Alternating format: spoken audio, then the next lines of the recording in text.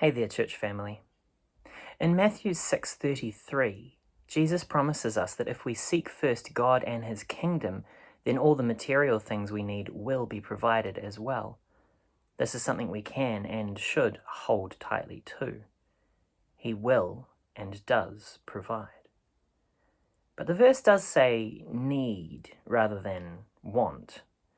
Have you ever considered what life would be like if God gave us everything we wanted? On the surface, it might sound great, but our wants and desires aren't always the best for us in the long term. If a child wanted nothing but cake for every meal, the more loving parent would be the one who cared enough for their future to deny their request. To the cake-loving child, receiving vegetables instead might not seem loving. It might seem like the very opposite. Perhaps it's the same in our walks with God as well. As a young Christian, I occasionally talked myself into buying a lotto ticket, justifying it by telling God that I would do so much good with the money I won. I would live off the interest and would give to charities, and to sweeten the deal, I would definitely tithe 10% of it.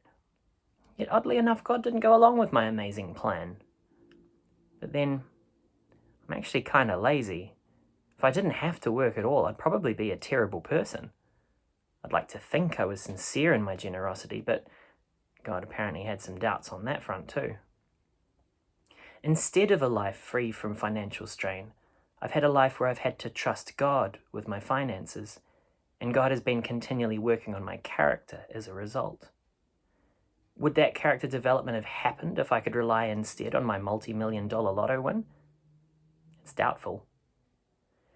As the verse in Matthew promises, God does provide for our needs. The challenge is when God defines our needs differently than we do. Can we continue to trust him when we don't get cake or cash or whatever else we've been idolizing?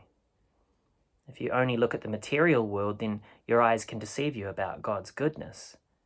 But over and above any physical comfort, God is interested in shaping us for eternity. In this area, God has always given generously, abundantly, above and beyond anything we could ever hope or imagine. When we fix our eyes on him, we can see that he is still worthy and still faithful, even when our wants are nowhere to be seen. This is not to say God never blesses us materially. A good parent doesn't avoid cake altogether. But let's remember that he is still working for our good, no matter what. Blessings.